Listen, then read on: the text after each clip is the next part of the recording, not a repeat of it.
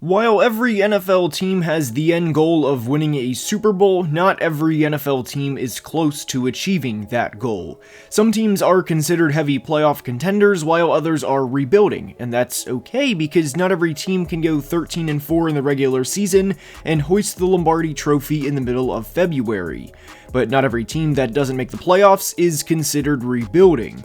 Some, like the 2023 Cincinnati Bengals, run into unfortunate injury luck, while others fail to live up to their preseason expectations. It happens, and not every team is going to live up to their once said lofty expectations.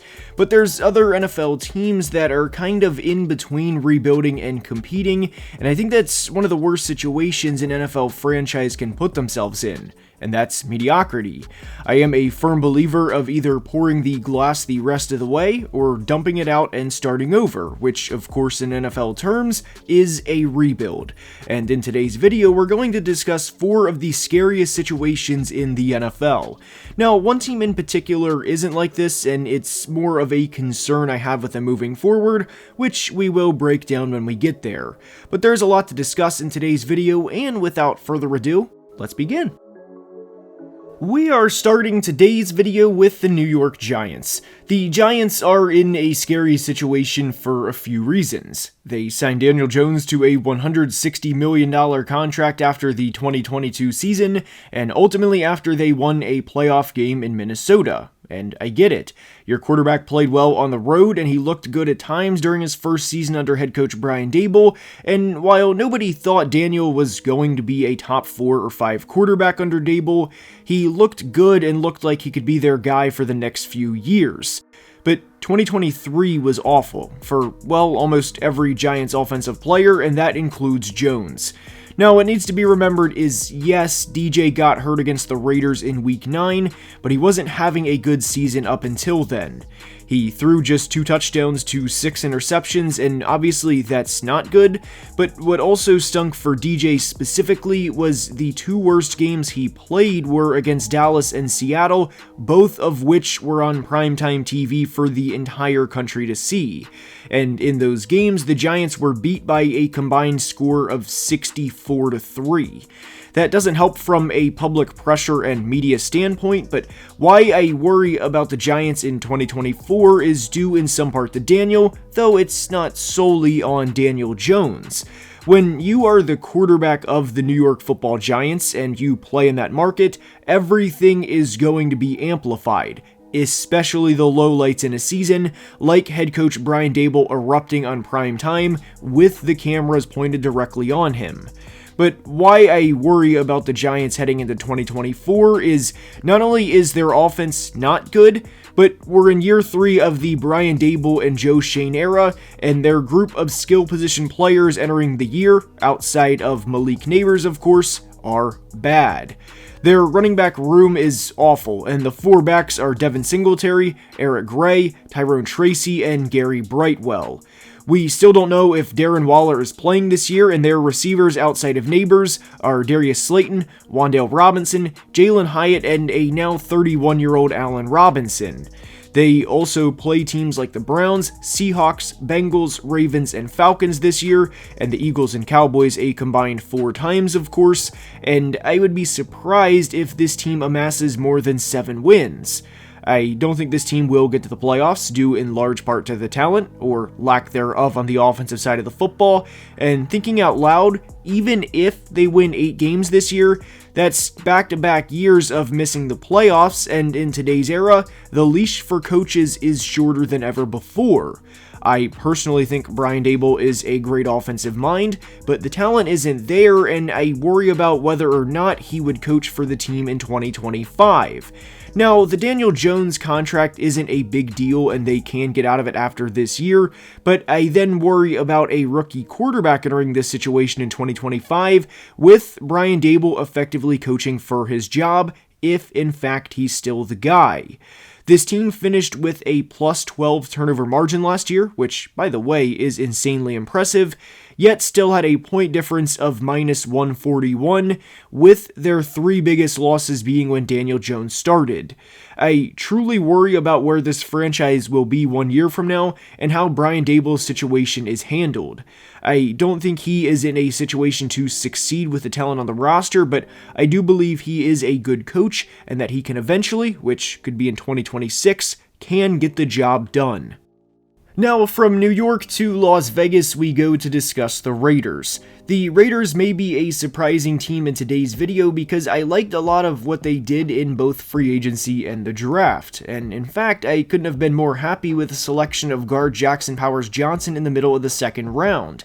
I thought they got a player that teams will regret not taking a few years from now in JPJ, and I also liked what they did by signing Christian Wilkins in free agency and by drafting Brock Bowers in the first round. I don't really care that they still have Mayer on the roster because both players are very talented, and the more talented pass catchers you have, especially in today's era, the better.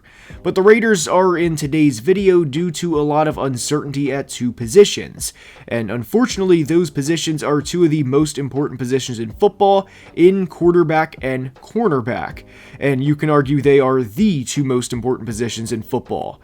But a reason I worry about the Raiders moving forward, as crazy as this sounds, is due in some part to how good their defense was when Antonio Pierce took over.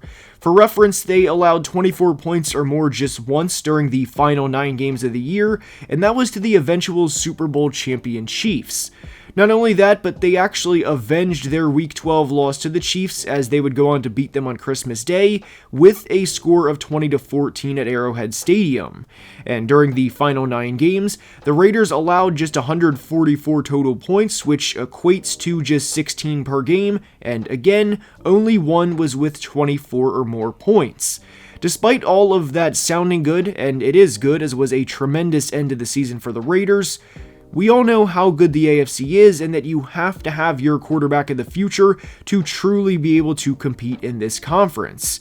I thought Aiden O'Connell had a good rookie year. Hell, great rookie year for where he was drafted and what was expected out of him in 2023, but I do not believe he is the guy for the next few years. The problem, if you will, is I wholeheartedly believe Antonio Pierce is the guy moving forward, and I think the players not only bought in with AP, but I think they'll win too many games in 2024 to be in consideration for a top quarterback in the 2025 draft. The Raiders had the 13th pick in the draft this year, and there were rumors they wanted Michael Penix, but by the time their pick was there, not even midway through the first round, 6 quarterbacks had already been drafted. I think there will be at least 4 quarterbacks taken in the first round next year, if not more, and then the question for the Raiders would become, how can we move up to get our guy while not completely giving away our future?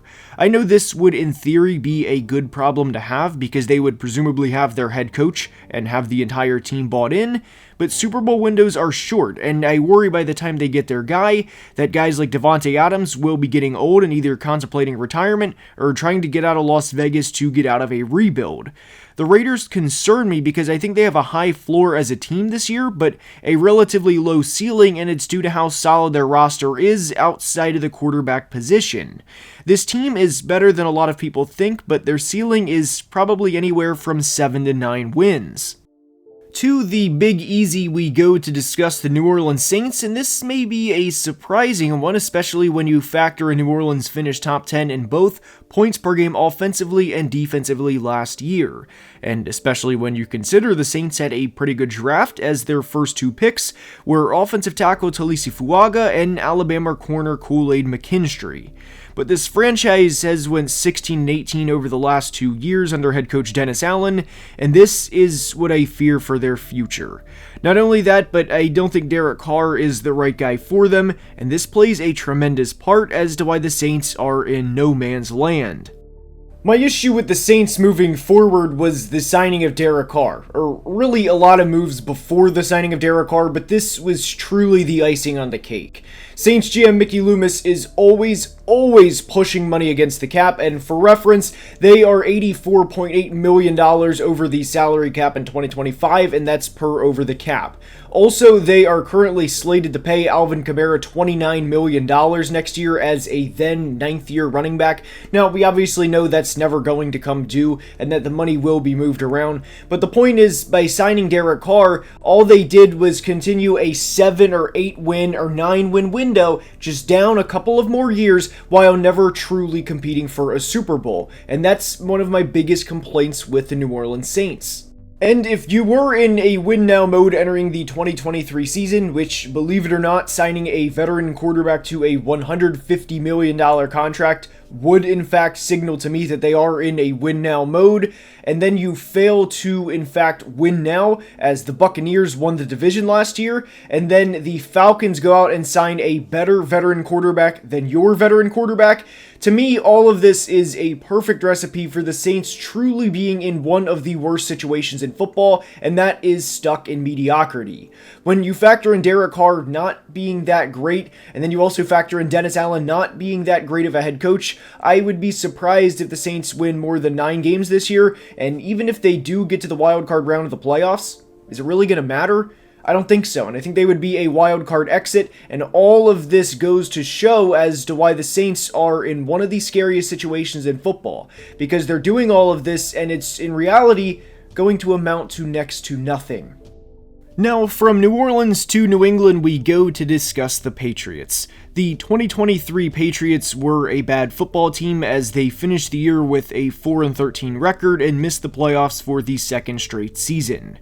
They had the 3rd overall pick in the 2024 draft and used it on North Carolina quarterback Drake May. I liked May a lot in the draft process and thought he was a very good quarterback prospect, but I have a lot of concerns with the Patriots moving forward. We have discussed the Patriots' skill position players on the channel several times, but for any new viewers or for anybody who is not aware of the receivers either Drake May or Jacoby Brissett will be throwing to in 2024, here's who they are. Kendrick Bourne, Pop Douglas, 2nd round pick Jalen Polk, KJ Osborne, Juju Smith-Schuster, and 4th round pick Javon Baker. Now, I liked Polk and Baker in the draft process, and I thought Baker was a steal for New England, but liking a prospect in the process at the receiver position for what they were, which I thought Baker was going to be an early to mid 3rd round selection, and then asking him to be an NFL starter in year 1 is a lot. At this point in time, I don't expect Javon to be a starter in year 1, but you get the point. The receivers for New England is easy to focus on, and that's where a lot of my concern lies for the Patriots, but their offensive line is very concerning to me too, outside of Mike Nwanu. And there was a tweet that was sent after the draft that had the Patriots offense on there with the caption, "The Patriots are setting Drake May up for success," with rookie Caden Wallace also on the graphic. And I wish the best for the Patriots in 2024, but this graphic with this caption was awful. And I know the thought process for helping Drake out in the long run should start with bringing in another receiver. Hell, try and go get T. Higgins, as there's been a ton of rumors this offseason about him potentially getting traded. But this offense isn't just a piece or two away from becoming even an average offensive unit. Left tackle Chukwuma Okorafor and left guard Cole Strange are average at best, and that's at their peak, and I really think the Patriots are going to have 4 or 5 positions on this offense to address next offseason. We will discuss more of the Patriots' schedule during their 2024 team preview, and the team previews will start during the month of July, but I really hope they sit Drake May for at least the first 4 games of the 2024 season, if not longer. Their first 4 games are at Cincy, home against Seattle, at the Jets, and at San Francisco. And if you start Drake May just because he's a top 3 pick and because you want to see what you have, with this bad of a supporting cast, not just from a receiving standpoint, but from an offensive line standpoint too, you are not playing with fire. You are full-fledged standing in a fire. I would be surprised if May sits the entire 2024 season, but he's going to need a lot of help to become the player he can be and the player he showed on tape at times during his time at North Carolina. I don't have any concerns with the Patriots defense, and I think they will be fine on that side of the ball, especially given they're led by head coach Gerard Mayo, but there is a lot of concern I have with their offense, and ultimately with what their plan is for their rookie quarterback. I hope you enjoyed, and if you did, please like and subscribe, as only about 35% of people watching are subscribed, and helps the channel tremendously. If you like this, you will love the Football Analysis Podcast. The link is in the description, and I will see you next time. Love you guys.